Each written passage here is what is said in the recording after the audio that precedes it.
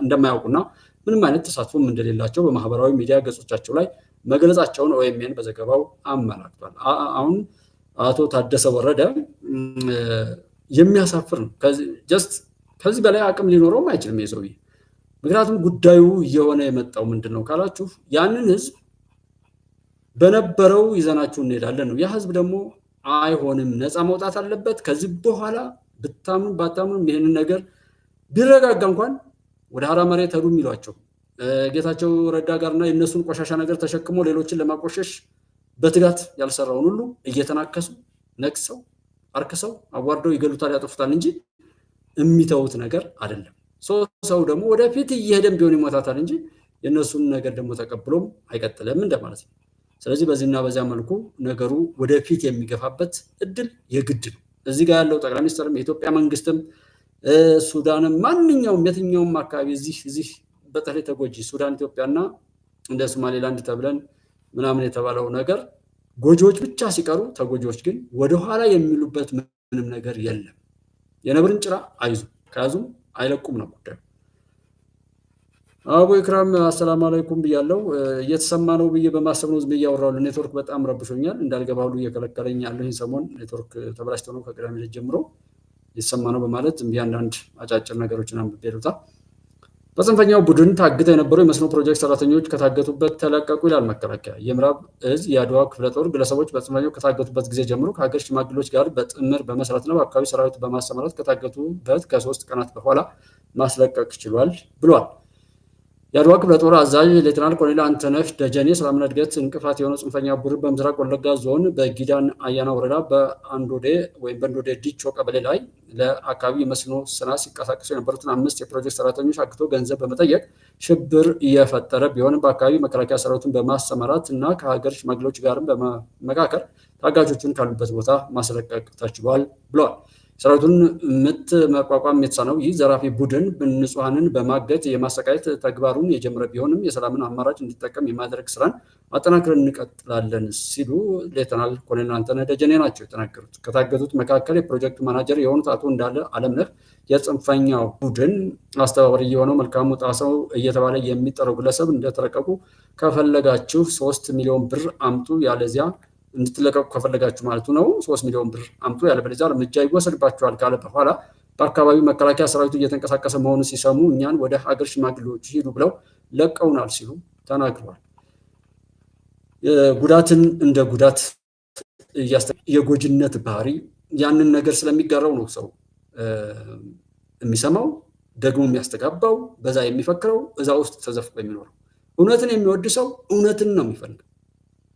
ሀገሩን የሚወድ ሰው የሀገሩን ምንም ትቋሽሽ ምንም ችግር ይሁንባል ተስተካክላ ጤነኛ ሆና እንድትቀጥል ነው የሚያደርገው። ቢኮዝ የዛች ሀገር ባለቤት ነኝ ብሎ ያምናል። ብትቆሽሽም ሊተዋት ሊያጣጥላት አይችልም። እሱ የሀገር ባለቤትና እውነተኛ ሰው ስለሆነ።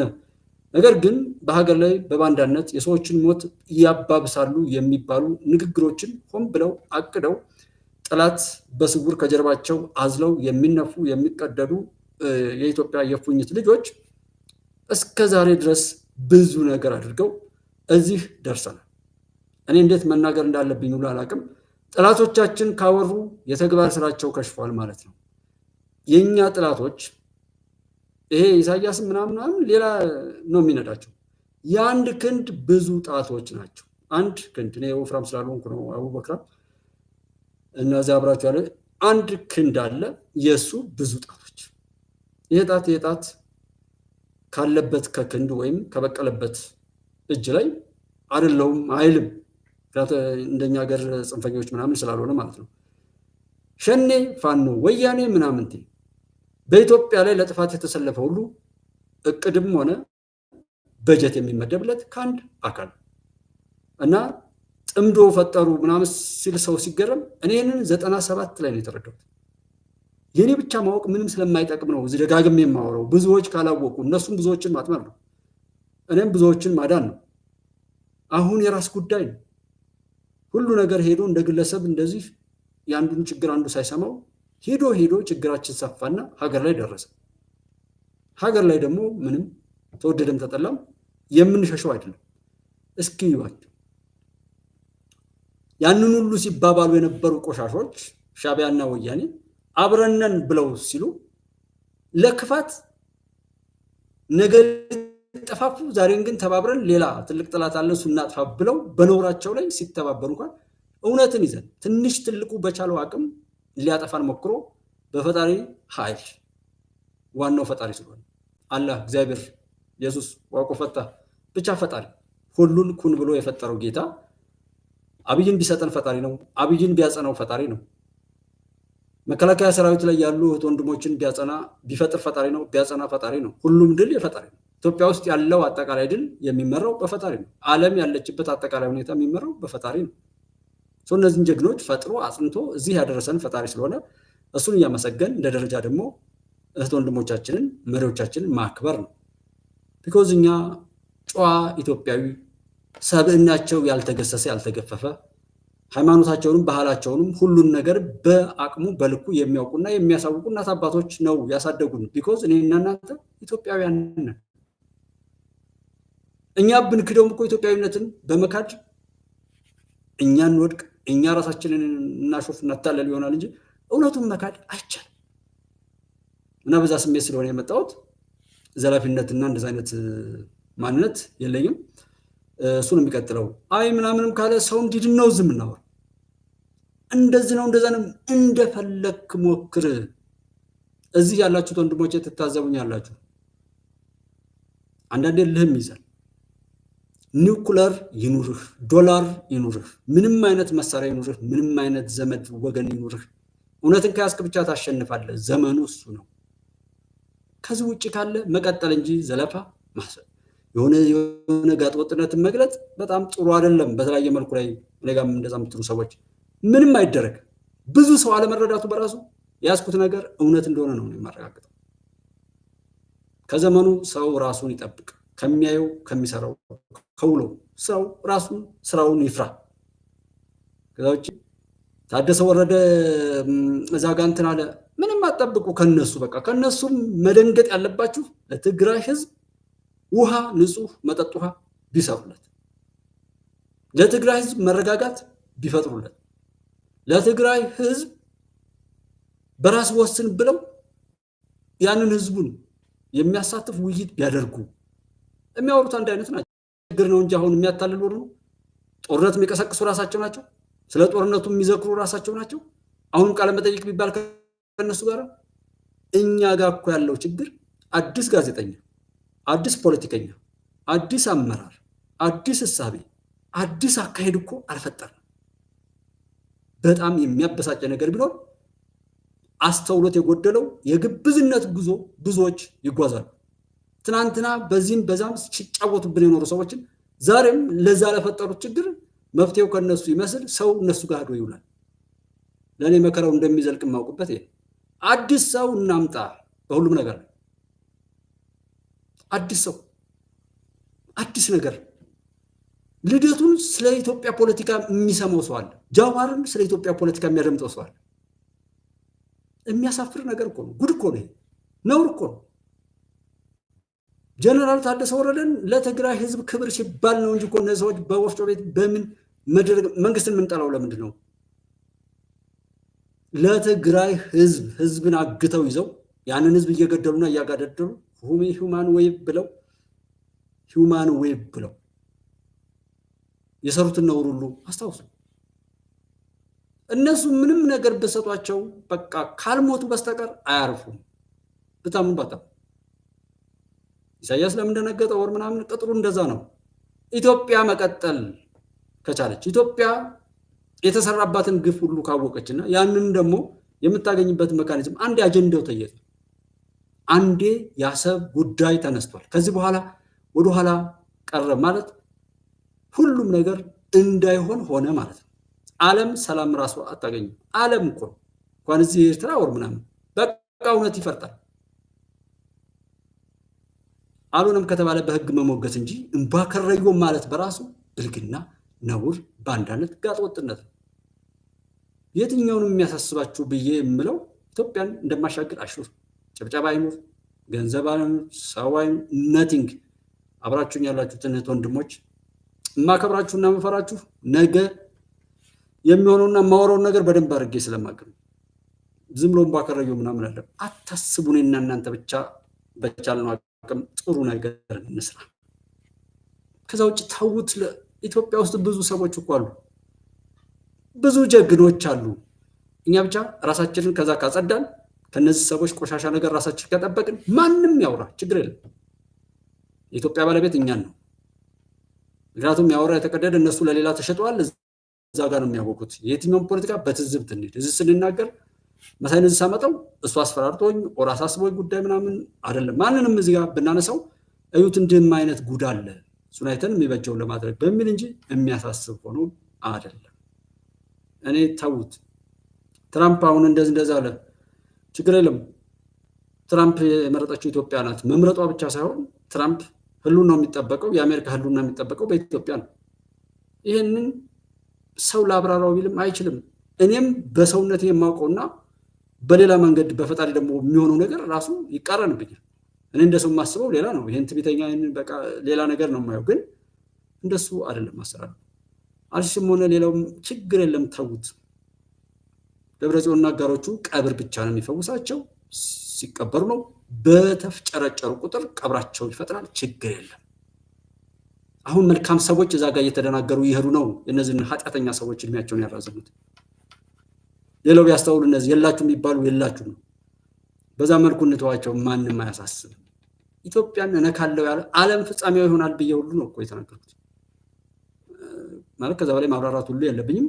ማንም ቢሆን ይሄ መንግስት ጠቅላይ ሚኒስትር ዶክተር አብይን የምንወደው ከሰውኛ ባለፈ የተሾመበት ሌላ ሚስጥር ስላለው አንድ ቀን ከዋሸና በዚህ በበሰበሰው ወሬ ቢያወራ የዛን ቀን ይጠፋል።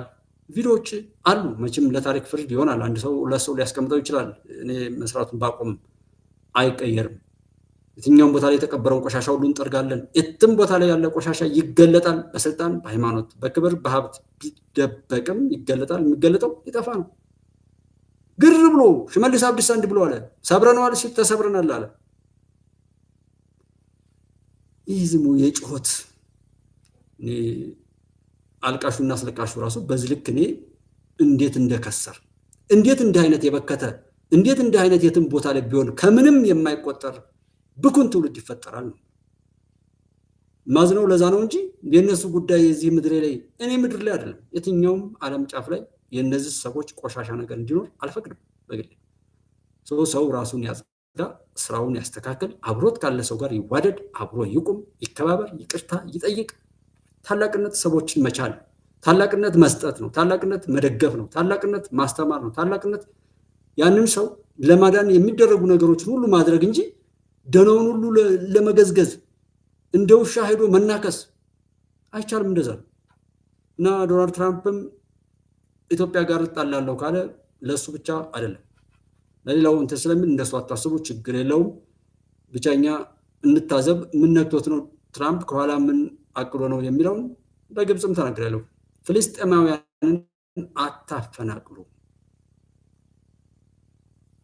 ራሳችሁ አፍርሳችሁ ራሳችሁ ደብድባችሁ ምናልባት የመጀመሪያውን ጥቃትስ ቢሆን እናንተ አቅዳችሁ ላለማድረጋችሁ ምን ጥያቄ አለ? ሞሳድ ሌላ ሀገር ሁሉ ሄዶ ሰዎችን የሚገል የሚያፍን አቅም አለው አይደል? የስለላ እንትኑ እንግዲህ ኤግዛጁሬት ተደርጎ ሞሳድና ሲአይኤ ነው የምንለው። ስለዚህ ሞሳድ እዛ ላይ ፍልስጤማውያን ላይ ወይም እዛ ጋር ያሉ ታጣቂዎች በዛ ባየር ላይ መጠው ያንን ነገር ሲፈጽሙ እንዴት ሳያውቅ ቀረ የሚለውን ጥያቄ ማንሳት። እዚህ ኤርትራ ጋር ጦርነት የምትሉ እንደ ጉባለች እንደ ሰው ጦርነት ምናምን ቢባልም የሚያዝ ነገር የለውም። ግን ጦርነቱ ከተነሳ እኔ ደስተኛ ነኝ። ምክንያቱም ኢትዮጵያ ነፃ ወጣች፣ ውስጧን አጽድታ እሳቱን ከመሃል አውጥታ እዳር ላይ ወሰደችና ጣለች፣ ክብሯን ጠበቀች የሚል ነው የሰውኛ ገለጻ። በሌላ በኩል ደግሞ ጦርነት የለም ነው። ብትፈነዱ ጦርነት አይነሳም እያልኩ ተናግሬያለሁ። ቢነሳ ስዊዝ ካናል የሚባለው የግብፅም ቢሆን ትራክ ያደርጋል። የሁቲ ታጣቂዎች አሉ። እኛም አሸባሪ እንድንሆን ነው እንደሚፈልገው። ኢትዮጵያ መንግስት ከሁቲ ታጣቂዎች ጋር አይሰራም። ለእኛ ያልሆነ ቀይ ባህር ለምንድን ነው ድምጥማጡ ማይጠፋው? ጀስት እንደ ትልቅ ሰው መናገር የሌለብን ሁሉ መናገር ስለሌለብን ነው። ሱዳን እዛ ጋር ትርምሳለ። እዚህ ይሄ ወያኔ ምናምን ተውት፣ እሱ በራሱ ስለጠፋ አለሁ ለማለት መወራጨት ነው። በቃ አሁን ዛሬ በዜና ላይ አለ ተባለ፣ በቃ ይሄ ነው። ምክንያቱም የለማ ኔትወርኩ ተበጣጥሷል። እብሪቱ ተስፈኞቹ የእሱ ተላላኪዎቹ የሚጋልባቸው ሆዳም ፈረሰኞች ደብረታቦር ደረሰ ሲባል ባህር ዳር ላይ 5 ሚሊዮን በጽዳት ሰራተኛ ሁሉ ሲዘርፉ የነበሩ አጋሰሶች ብአዴን ደኢህዴን ኦህዴድ ተብለው በዛ ልክ እንደ መብራት ፖል ተሸካሚ ሆነው ተሰርተው የነበሩ የሱን ሐሳብ ብቻ ሲያስተጋቡ የነበሩ ግደሉ የተባሉትን የሚገሉ ትዕዛዝ እየተቀበሉ ያንን ነው ሲያስፈጽሙ የነበሩት ሁሉ ልካቸውን አይተዋል። ደብረ ሲና ሲደርስ ጠቅላይ ሚኒስትር ሲዘምት ጉዳዩ ምን እንደሆነ ይታወቃል። እሱ እንዴት ሆነ ካላችሁ የዓለም አቀፍ ተቋማት ኢትዮጵያ ላይ ያላቸውን ትኩረት ቸክ አድርጉት። ለምን ገንዘብ ሰጡ? የሰጡት ገንዘብ ዝም ብሎ ተበትኖ እንዲቀር ሀገር እንድትፈርስ ተጠያቂ እንዲጠፋ የሚያደርግ ይመስላችኋል?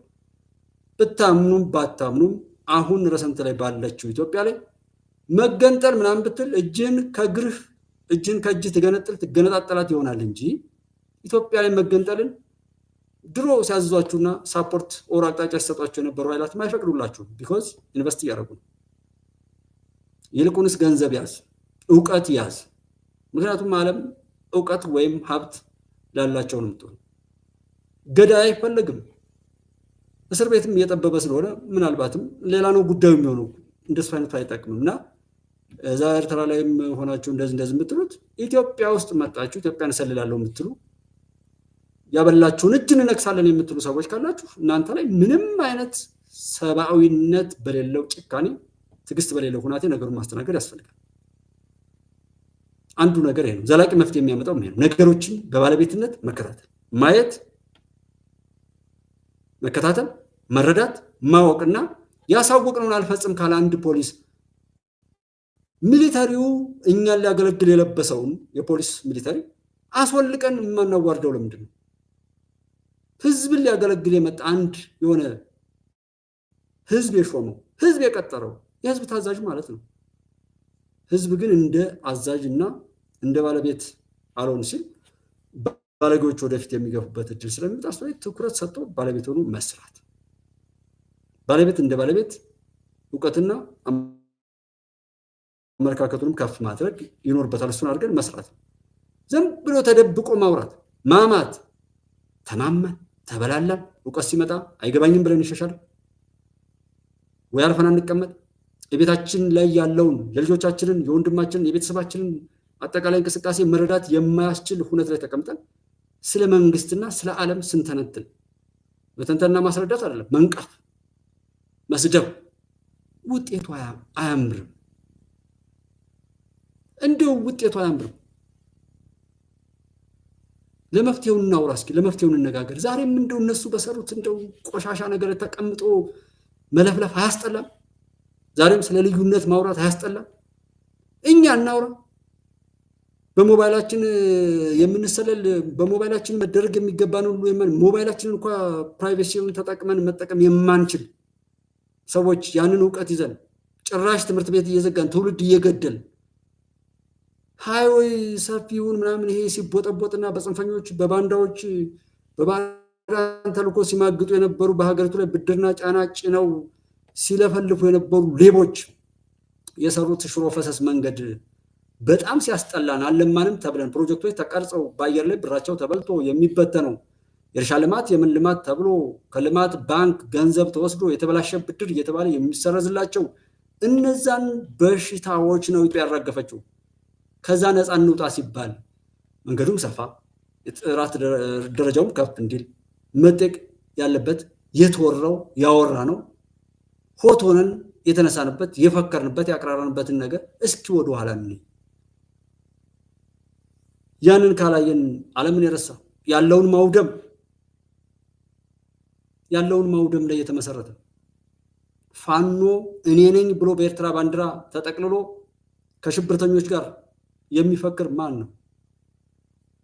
የኢትዮጵያ መንግስት ትልቅ ነው። ዶክተር አብይ ትልቅ ሰው ነው። የልጅ አዋቂ ጨቅለው አብይ ጨቅለው ምናምን የልጅ አዋቂ የልጅ ብርቱ በጣም ነው በእውነት የምንኮራው። በጣም ብዙ ሰው የተሰጠውን ክብር እንኳን እያረከሰ በተቀመጠበት ላይ ሲማግጥና ሲባልቅ ሲበሰብስ ስናይ አብይ ጨቅለው ግን ህፃኑን ትልቅ እየሆነ አስቸገራቸዋል። አልተማረም፣ የኖቤል ሽልማቱን እናስቀመው፣ ፋኦ የሰጠውን ሽልማት እናስቀመው። አሁን ደግሞ ጨቅላው አብይና 135 ሚሊዮን ካንተ ጋር ነው ወይ ምናምን ይላሉ ሻቢያዎች። ከእሱ ጋር ሆነ አልሆነ ስለዛ ከመፈትፈት ስለ ራስ ማውራት ብታምኑ ባታምኑ ሰው ካላችሁ መስማማት ከቻላችሁ ምናልባት እዛ ጋር ጮኻችሁ የምታገኙት ነገር ካልሆነ በስተቀር ዛሬም እድሉ አለ። ከኢትዮጵያ ተነጥሎ ኤርትራ የሚባል ሀገር እንደማይፈለግ ይታወቃል። ጅቡቲ የሚባል ሀገር እንደማይፈለግ ይታወቃል። ኢትዮጵያ የቀጠለች ዘንድ የሚጠፉ ብዙ ሀገሮች ስላሉ ማለት ነው። እስከ መጨረሻው እናውራ ከተባለ ኢትዮጵያን በሰጦ መቀበል ጥሩ መደራደሪያ ሀሳብና አብሮ ለማደግ የሚል ነፃ ከኋላ የገዛችሁና የሚጋልባችሁ ኃይላት ከሌለ ዛሬ እድሉ አለ። ኢትዮጵያን ማንም ሳይላችሁ ራሳችሁ መጣችሁ ተደራደሩ። ግብፅና ምናምንም ግብፅም ነፃ ከሆንክ ሰውየው ውስጥ የበሸቀጠ ካልሆነ ዙሪያ ጥምጥሙን ስትሄድ የነበረው ያንን ቆሻሻ ነገር እስከዛ ነገርህ እንቀብርሃለን። አርሲሲም ሆነ ሌላም ቢመጣ ያነሳብ የያዛችሁ ሰዎች ሁሉ ምንም ነገር የለውም እና ዛፍ ጥቀም በባለሀብትነት በምን በስለላ በቁሸሻ ምናምን እየሄድክ ያረከው ያንን ነውርህን ቅበርና እውነቱን ተቀብለህ ከኢትዮጵያ ጋር ኑር። ውሃውን እንዘጋዋለን ወይ? እንደ ግለሰብ መዝጋት ብንችል ደስ ይለኛል። ቢያንስ 1 ዓመት ብንዘጋው መዝጋት እንደምንችልና ችግሩን ቢያውቁት እንዲገባቸው ብቻ ማለት ነው። ግን እኛ ኢትዮጵያውያንን በሰዎች ላይ በክፉ መዝመት አንችልም። እያንዳንዳችሁ ኢትዮጵያውያን ክብራችሁና ማንነታችሁ ያለ ያጸጋችሁ ፈጣሪ የሰጣችሁ ከራማና ግርማ ሞገስ ያልተወሰደባችሁ ሰዎች በሰው ላይ ክፉ ማሰብ እንኳን አይደለም ማድረግ ክፉ ማሰብ እንደማትችሉ አውቃለሁ። ምክንያቱም እኔ በራሴ መነጽር ነው ማለት እኔ እንደዛ አድርግ ቢባል እኔ ችዬ ለሰው መስጠት። እዚህ ጋር እያወራን ያለነው ሰዎችን የሚጎዳ ሰው አይፈጠርም።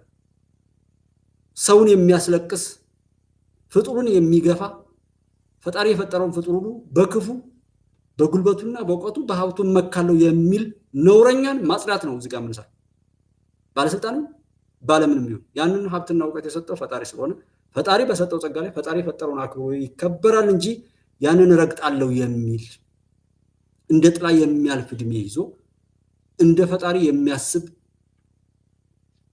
ትዕቢተኛ ባለጌ ዳቢሎሳዊ ወይም እብልሳዊ ማንነት የተዋረሰው ማንኛውንም የትኛውም ዓለም ላይ ያለን ሰው ማውገዝ ማስተካከል ካልቻለን ማጥፋት ግዴታችን ነው፣ ሰላም መሆን ስላለብን እና ፍልስጤማውያን ላይ የሚሰራውን ግፍ ለእስራኤል አይጠቅም፣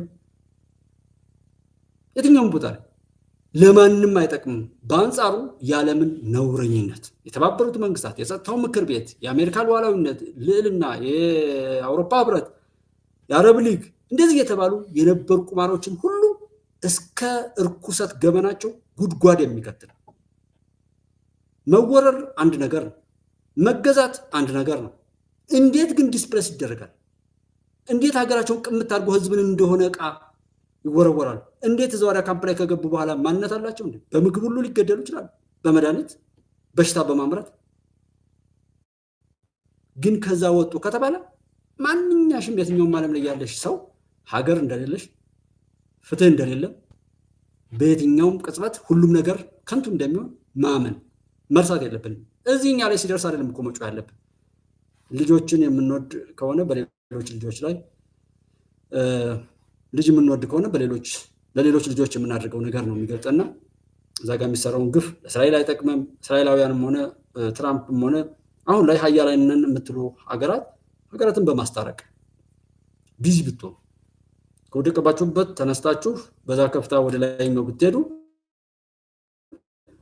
ታሸንፋላችሁ። አሁን ላይ ድል የምታደርጉበት መንገድ እሱ ብቻ ሊሆን ይችላል እንጂ ከዛ አያልፍም ነው የምለው እኔ።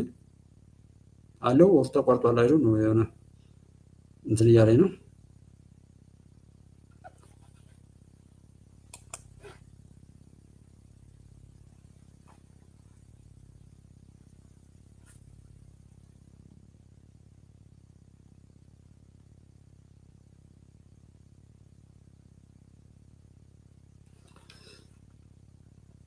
ለማንኛውም የጤና ባለሙያዎች ንቅናቄን እንግዲህ ያስተባብራል የሚባለው ያው ሲጠፋ ብዙ ጊዜ ሰዎች ሲጠፉ አይነገርምና ሲታሰሩ ምናምን ይጮሃል፣ ሲፈቱ አይነገርም። የጤና ባለሙያዎች ንቅናቄ ንቁ ተሳታፊ ዶክተር ዳንኤል ፈንታነህ ባህር ዳር የነበረው ማለት ነው በ15,000 ብር ዋስ ከስር ተለቀቀ ይላል። ከጤና ባለሙያዎች ንቅናቄ ጋር ተያይዞ በስር ላይ የነበረው የንቅናቄው ንቁ ተሳታፊ ዶክተር ዳንኤል ፈንታነት በ15 ሺህ ብር ዋስ ዛሬ ከሰዓት በኋላ መለቀቁን የስራ ባልደረቦቹ ለአዲስ ስታንዳርድ ገልጸዋል ብሏል። አዲስ ስታንዳርድ ሌላው የኢትዮጵያ ህዳሴ ግድብ ማስተባበሪያ ፕሮጀክት ጽሕፈት ቤት የትራምፕን አስተያየት አጣጥሏል። የኢትዮጵያ ህዳሴ ግድብ ማስተባበሪያ ፕሮጀክት ጽሕፈት ቤት የአሜሪካው ፕሬዚዳንት ዶናልድ ትራምፕ ግድቡን በተመለከተ በተደጋጋሚ የሰጡት አስተያየት ውድቅ አድርጓል።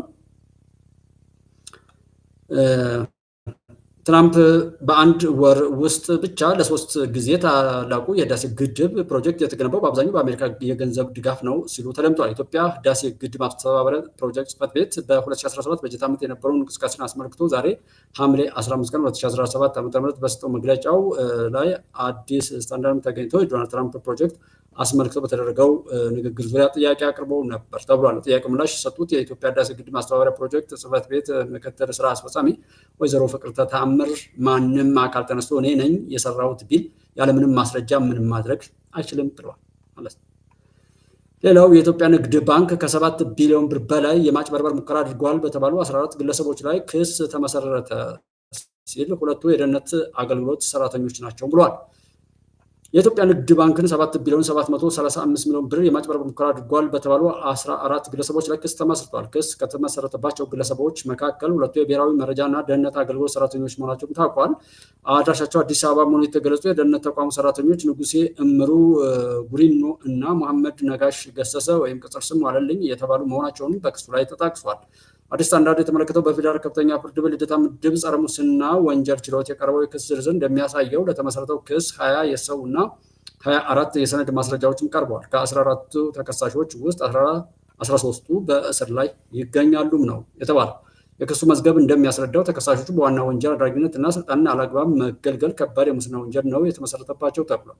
በተያዘው ዓመት 2017 ዓ.ም ግንቦት ወር ላይ መገናኛ ብዙኃን በኢትዮጵያ ንግድ ባንክ የውስጥ አካውንት ውስጥ ተቀምጦ የነበረ ከ7 ቢሊዮን ብር በላይ መዘረፉ ተገለጸ በሚል ሰፊ ሽፋን የተሰጠው ዘገባ ማቅረባቸውን ይታወሳል። ይህንም ተከትሎ ባንኩ ምንም ገንዘብ አልተዘረፍኩም ሲል መግለጫ በማውጣት አስተባብሎ ነበር ተብሏል።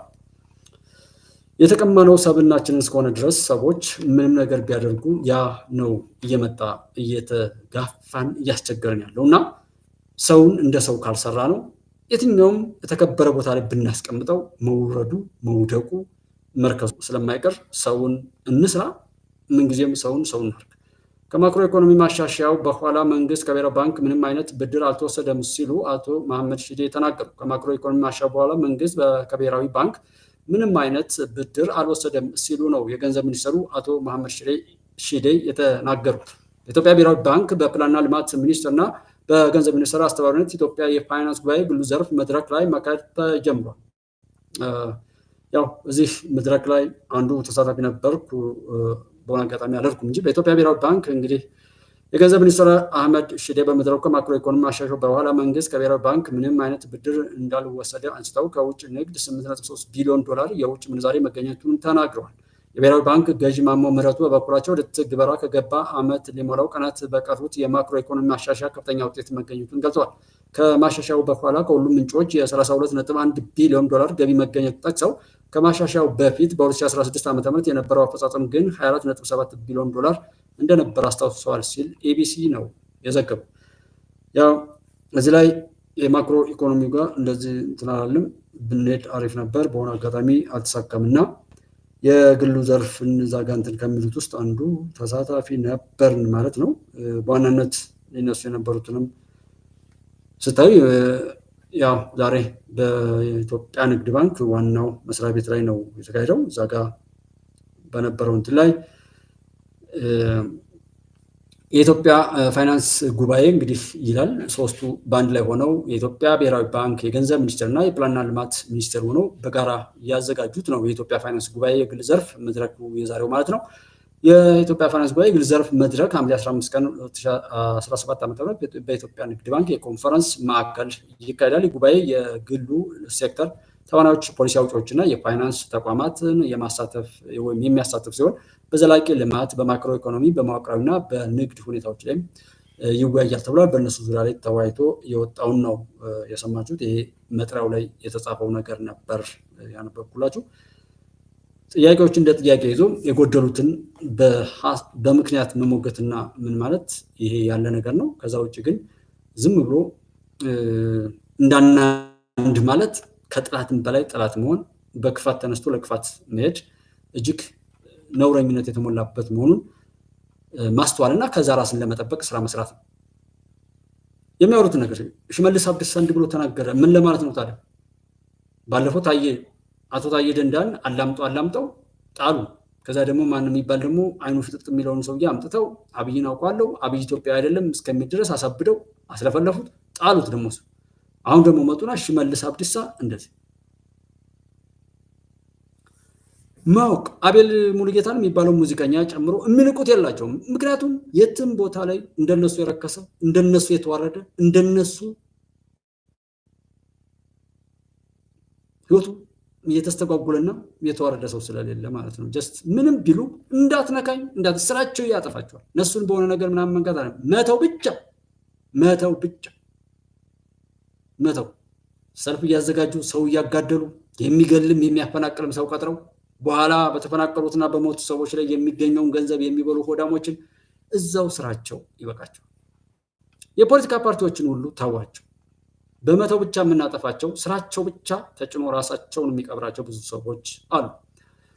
አንድ እንትን ነበርና የሆነ ሰዎች ኩንታሉን ብድግ አድርጎ ጉልበቱ እንዳለው ኩንታሉን ይሸከመዋል። ተሸክሞ እየሄደ እያለ አንድ የተሸከመውን መጠኑንና ሁለት ተሸክሞት ደግሞ የት ድረስ እንደሚሄድ አልወሰነም። ያ ሰው ተሸክሞት እየተጓዘ እያለ ጉዞውን ስላልወሰነ ኃይሉ እየደከመ ይሄዳል። ጉዞውን ይቀጥላል። እሱ ብድግ አድርጎ አቅልሎ እላዩ ላይ የጫነው ነገር በሰዓቱና በሚገባው ባለመመጠኑ ምክንያት ያንን ከላዩ ላይ እንኳን ወደ ጎን ለመጣል የሚችልበት ኃይልና ጉልበት አጥቶ ራሱ አንስቶ የተሸከመው ነገር ራሱን ጨፍልቆ ይገለዋል ይባላል። ብዙ አሁን እኛ ሀገር ያሉ ጽንፈኞች ፖለቲከኞች ወር ምናምን አንደኛ ችጋራም ናቸው። አሹር ማንም ሰው ሀብታም ሆኖ ከተባለ ፕሮፌሰር ብርሃኑ ነጋ ነው። ይኸው ሀብታም ባይሆን ኖሮ እሱ ራሱ አይገባም እንደማለት ነው። ሲጀመር ነፃ አይሆንማ ትግሉ ላይ ሲገባ። ፕሮፌሰር ብርሃኑ ነጋ ደሞዝም እንደማይቀበል ኦር እንደዛ ነው የምናውቀው። ያንን ታሪኩን የሚፈልገውን ለሀገሩ ማድረግ የሚፈልገውን ህልም ለማድረግ የሚችለውን አማራጭ አግኝቷል። ከሱ ህልና ውጪ ያለ ነፃነት እየተገፋ መሄድም አልቻለም። እሱንም ቢሆን የመናገር አቅሙ ደግሞ ፍሪ ነው። ህልሙን እየኖረ ነው። እናወራው የነበረው ነገርና የሚኖረው ነገር ሌላ ነው የሚል ምስክርነት ኢትዮጵያዊነትን እንዲቀርጽ ነው ኃላፊነት የተሰጠው። ያ ከውድድር ውጭ እዚህ ሀገር ሲጀመር እንደ ጠላት ድብን እርር ቢል አግባብ ነው። ምክንያቱም እንኳን ያልተመረጠ ገብቶ ከተመረጠው ጋር ተግባብተው ሊሰሩ ፎቶ ተነሳህ አስነሳህ እንዲህ ብለህ ተናግረሃል አልተናገርክም፣ ይህን መጽሐፍ አንብበሃል አላነበብክም የሚል እርስ በርስ የመበላላት አውድና ስርዓት ተፈጥሮ የነበረበት ሀገር ላይ አንተ ለኢትዮጵያ ታስፈልጋለህ። ለኢትዮጵያ ነው እንጂ አጀንዳችን ኢትዮጵያ ናት እንጂ ግለሰባዊ ነገር አይደለም። በእኛ ልክ የምትሰራ ሀገር፣ በእኛ ፓርቲ ልክ የምትሰራ ሀገር አይደለም የምንፈልገው። ኢትዮጵያ እንደ ኢትዮጵያ በሚመጥናት ማቆም ነውና ለዛ ታስፈልጋል ተብሎ ሳያሸንፉ መካተት ትልቅ ነገር ነው። እሱን ለማስፋት ግን አንድ የፖለቲካ ፓርቲ ሲያወራ አያችሁ፣ አንድ የኢትዮጵያ ታጋይ ነኝ ወይም እውነት እወዳለሁ የሚል ሰው ሲያወራ አያችሁ አላየንም? ለምን? የጥላትን አጀንዳ ተሸክሞ ከጥላት በላይ ጥላት ሆኖ እኛን መስሎ እኛን ሲያጠፉ የነበሩ መሆናቸውን በተግባራቸው ገልጧል። የወደብ ጉዳይ አጀንዳዬ ነው እያሉ እየጮሁ አላስቀምጠን የሚሉ እንዳይገኝ አድርገው ሩቅ ቦታ ወስደው ከቀበሩ በኋላ ከኛ ጋር ለፍለጋ የሚሰማሩ ነውረኞች ሁሉ ይሄ ወደብ መገኘት አለበት፣ ወደድም ጠላንም 25 ሚሊዮን 50 ሚሊዮን የነበረ ህዝብ ዛሬ 130 ሚሊዮን ደርሷል። ይህን ነገር ብንሸፋፍነው ነገ ጉዱ ይወጣል። ከዛሬ ጀምረን መፍትሄ ለማፈላለግ ጥረት እናድርግ ተብሎ ጥያቄ ነው የተነሳው። በዚህ ሰዓት ግን ምን ያደርግለታል ወደብ ይለዋል። በዚህ ምን ያደርግልሃል ወደብ ይሉትና በዚህ በኩል ኑሮ ተወደደ ይላል። እንደዛ አይነት ነገሮች ሁሉ ሲመጡ ምን አወቅ ናቸው። ገና ፖለቲካ ፓርቲ ሌሎች ተቋማትን ሁሉ የማደስ የመዳሰስ የሃይማኖት ተቋማት ማንኛውም የሚያከበርናቸው ነገሮች ሁሉ ጠጋ ብለን የማየት የማወቅ የመጠየቅ ኃላፊነት ግዴታ አለብን። እንደየእምነታችን የእምነት ተቋሞቻችንን መዳሰስ ማወቅ በትክክል ማወቅ ማን ነው እዛ ቦታ ላይ የተቀመጠው እኛን የሚያስታርቅ ወይስ የሚያጣላ የሚለውን ሁሉ የመፈተሽ አደራ ተጥሏልና በዛ ስሜት መር ነው መገለጡ ጥሩ ነው። ይህን ሁሉ ተገልጦለት ካልተጠቀመ ደግሞ ሰው ምንም የማዕድን እሰጥ አገባው በኦሮሚያ ማዕድን ባለስልጣን የሆንግ ኮንጉ ሺንጉ ማዕድን እንዲያለማ የተሰጠው ፍቃድ እንዲሰረዝ ጠየቀ።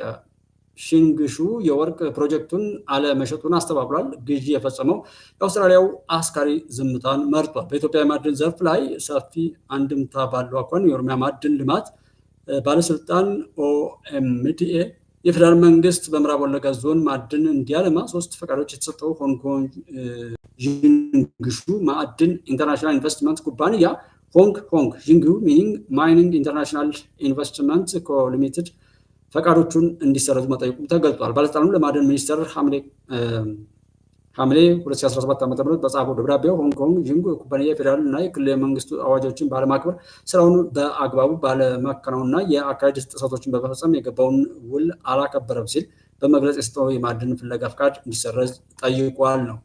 እና ያንን እሰጥ አገባዎች አሉ። ግን አሁን ባለንበት እውነት ላይ በጦርነትና ሌቦችን በየሰፈሩ ጎልኩለው ከሌባ ጋር እየተሰለፉ ሌባን እያደነቁ የሚፈክሩና የሚያቅራሩ ሰዎችን ስታዩና በትክክል ጠላቶቻችን የሚያውቁትን የኛም ጀግኖች የሚያውቁት ነገር ተነግሮን ያ ሀብት ቢወጣ ምን ልንሆን ነው? ከሌባ ጋር ቆሞ ሌብነት ከገዳይ ጋር ቆሞ መገዳደልን እያወጀ በብጀት እስከ ጥፋት የሚጣደፈው ትውልድ ሁሉ ዓለምን ሊቀይር የሚችል ሀብት እንዳላት ኢትዮጵያ ያ እዚህ ክልል እዛ ክልል ተገኘ ቢባል ምን ሊሆን ነው? አሁንም ጠላቶቹ እንዲጫወቱበት እሱን እዛ ጋር ጩኸው አስለምደው እሱ ሲንጫጫ በመሃል ገብተው የሚያደርጉት ሊያደርጉ ማወቅ። ዶናልድ ትራምፕ እኛ በሰጠነው ገንዘብ ነው ምናምን ሲባል የእኛ ሀገር የፖለቲካ ተንታኞች እርዳታም ቢሆን ሰጠውናል አሉ። እርዳታ ምን ማለት ነው? ፖለቲካ ተንታኝነት መሆኑ ነውስ የኢትዮጵያ ጠላትነት መሆኑ? ትናንትና ለማይነህ አንተ ምናምነት ተብዬ የተቀቀለ ስንዴ ሲሰጡን ከቆዩ በኋላ እንደገና ገብተው ምን እንዳደረጉ ሲሄን ሙሉ ይነግረኛል። ይህንን እርዳታ ነው ብሎ ሊያረጋጋኝ የሚሞክር ሰው የእርዳታ ድርጅቶች የተቋረጡ ብዙ ሰዎች ሊጋለጡ ነው ዩኤስአይዲ ተዘጋ ምናምን ብሎ ሲጮህ የነበረው ላንቃው እስኪዘጋ ድረስ የጮህ ሰው ለማኝነት ለዚህ ነው። ራሱን ያልቻለ የሚበላው ምግብ ራሱን በራሱ ያልመገበ ሰው ነፃነት ስለ ነፃነት አይደለም ባለቤት ለመሆን በአንደበቱ ማውራት አይችልም። እና የትኛውን እንመን? እነሱ ተጧሪነት ምናምን ተብሎ በሴፍቲነት ማኖርም ያው ወያኔ ሁሉ የተካነበት ነው። ሰውን ማደየት ዲዲአር ለምንድን ነው የሚጠላው? ሰዎች ከገዳይና ተገዳይ በተስፋ መቁረጥ ካልኖሩ በስተቀር ለእኔ ተላላኪ ሆነው ግደሉ ስላቸው የሚገሉ አይሆኑም ነው። ሰውን ማደየት ማጎሳቆር፣ በየትኛውም አግባብ ላይ ተስፋ እንዲቆርጥ ማድረግ ለራስ አሽንጉሊት አድርጎ በዘላቂነት ለመግዛት የሚያስችል ስትራቴጂ ነው። እንደዚህ አይነት ወሬዎችን የማላወራው ከሆነ እዚህ መጀመሪያ እሱን ለመስማት መች ዝግጁ እንጂ ሰዎችን ሁሉ እኮ መጋበዝ ይቻላል። በየሙያው ሰዎች የሚያወሩበት መድረክ እኮ እንፈጥራለን። እኔ እንዲህ የተለየ እንደ ስትራቴጂ ጋር ባወራ ጠላት አበክሮ ይጠቀማል። ሰው እስካልተጎሳቆለ ተስፋ እስካልቆረጠ በተለያየ መልኩ የሚይዘው የሚጨብጠው እስካላሳጣ ነው ድረስ እኛ ያልነውን አያደርግም። በሀገሩ ላይ በእናት በአባቱ ላይ በምድሩ ላይ በማንኛውም በተወደዱ ነገሮች ላይ የረከሱ የጥላቶችን አጀንዳ ማስፈጸምና መፈጸም የሚችልበት አቅም ወይም ጭካኔ አያገኝም። ስለዚህ ሰውን ተስፋ ማስቆረጥ እስከሚሞት ድረስ ለጥፋት እንዲሰለፍ ማድረግ እኮ ነው ታሪኩ። እና እዛ ላይ ከተባለ ማየት ማገናዘብ የሚደረገውና የሚሆነውን ነገር ዲዲአር ከተባለ ሰዎች ከመግደልና ከመገዳደል ከዛ ታሪክ ወጥተው ትዳር ይዘው ህይወት መምራት እንዲችሉ ከሆነ ለደብረጽዮን የወርቅ ንግድና ለሱ ብልግና ጉዳይ አስፈጻሚ የሚሆን ሰው አይኖርም። ስለዚህ እንዳይመች ማድረግ ነው። ሰዎች ህይወታቸው የተስተካከለ ከሆነ ለገዳይነትና ለተገዳይነት ወይም ለነውር አይተባበሩም። ስለዚህ ህይወታቸውን ማስተጓጎል ነው። ካስተጓጎሉ በኋላ በሆነ ካምፕ ላይ ይዞ ወደ ልማት እንዳይሄዱ በራስ እጅ ይዞ የሚበሉትንም የሚጠጡትንም እየተቆጣጠሩ ለሚፈልጉት ተልዕኮ ማዋል ነው። ወያኔን ጠይቁት። ሰውን ማስራብ፣ በረሃብ መግደል፣ የሞቱትን ሰዎች ፎቶ ማንሳት፣ ያንን ፎቶ መሸጥ፣ ሌሎች ሰዎችም እንዲሞቱ ማድረግ፣ ከዛ በነዛ መለመን፣ የተለመነውን ደግሞ መሳሪያ እየገዙ ገዳይ ማብዛት፣ ተስፋ ማስቆረጥ። አሞራው በኢትዮጵያ ቴሌቪዥን ለቀውት የነበረውን አሞራውን እዩት። የደርግ ሰራዊትን መስለው ሚሊታሪ ለብሰው ዛሬ ፋኖ ነው የሚለው ማርኮ ወታደር ይሏል። እኔ ሸኔ ላይ ወታደር ማረኩ ሲል ሰምቼው አላውቅም። እኔ እንደው ጥሩ ነው ሁሉ እንደው ሸኔን የሚያስመሰግን እኮ ጃዊሳ መጣ እኮ ጎበዝ። ፋኖ ነኝ የሚለው እኮ መጣ ደግሞ የዘቀጠ የርካሾች ስብስብ። አንድ ቦታ ላይ ወታደር ማርክ ያለው ሲል አጋጣሚ ሆኖ አይዶን ነው አልሰማሁትም። ሸኔ ሲያወራ ፋኖ እኮ ኤው ማርክ ነው። በእኛ ጋር አንድ አባት ልጁን ውሸት ላስተምረው ብሎ ያው ለዛሬ ልጅ አፈቀላጥ የሆኑበት ነውና አየው አይደለም ሰማዩ ላይ ጤፍ እየተበራየ አየው ይለዋል ለልጁ። ከዛ ልጅየው ደግሞ ፈጣን ብሎ አራር አይኑን እያሻሸ አባዬ ካልከውስ እብቁ ባይኔ ገባለ ከአባትየው የባሰው ውሸታም እና በጣም የሚገርም ጉድ ነው እዚህ ላይ የማየውና ማረክ ነው ምናምን አንድ ቦታ ላይ አለ ተብሎ በፍለጋ ሴት እየሆነ ሻህ እየሆነ ቄስ እየሆነ መነኩሴ ጾታውን እየቀያየረ የሚል መጠመጠው ምንም ነገር ባልያዘ በአቅመ ደካሞች ፊት ብቻ ድምፁ የሚሰማ ቆሻሻ ትውልድ፣ ቆሻሻ ስብስብ ጭራሽ መከላከያ ማድረጓል። እኔ ሰው ማይጠይቅም አይደል ነው። ከዛስ እያለኩ አንዱ ቢያስጨርሳቸው ራሱ የት እንደሚደርስ ውጤቱን ማየት ነው።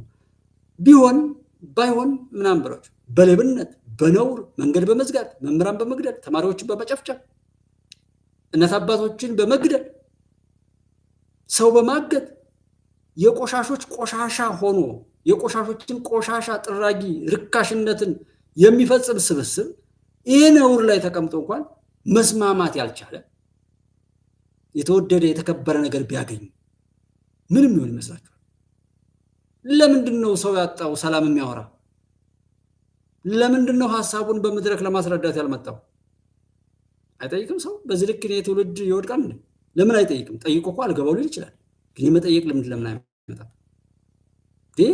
አንተ በሰላም በሆነ ነገር በሁሉም ነው እኮ በቴክኖሎጂ በእውቀት በሀብት በሰው ኃይል ከዛም ጦርነት የመጨረሻው አማራጭ ነው። በዲፕሎማሲ በሰላማዊ ድርድር በእውቀትና በቴክኖሎጂ ወይም በሐሳብ መብለጥ በዚህ ያልሳካ ያለውን የመጨረሻው የጉልበት የመደፍጠጥ ነገር ጦርነት የሚካሄደው ለዛ ነው። በሁሉም ነው እንጂ ማሸነፍ የሚመጣው ያሸንፋል እያሉ ለሚቃዡ ነው። እኔ አውቃለሁ ምን እንደሆነ። ግን ማሸነፍና ከመሸነፍ ጋር 4 ኪሎ እና 4 ኪሎ ጋር ከሚቃዡ ሰዎች ጋር ከሆኑ ውብዶች ጋር ይህን መናገር ብቻ አይደለም ምንም ነገር እስከማድረግ የምፋለማችሁ ጉዳዩ የሀገር ጉዳይ ስለሆነ ማንም ጤነኛ ከሆነ ይህንና መሰል ቆሻሾችን መጥረግ ግዴታው ነው ለራሱ ሲል አለዛ አይለቀውም በሽታው። እሱን ለማድረግ ነው እንደዛ የምጨክረውና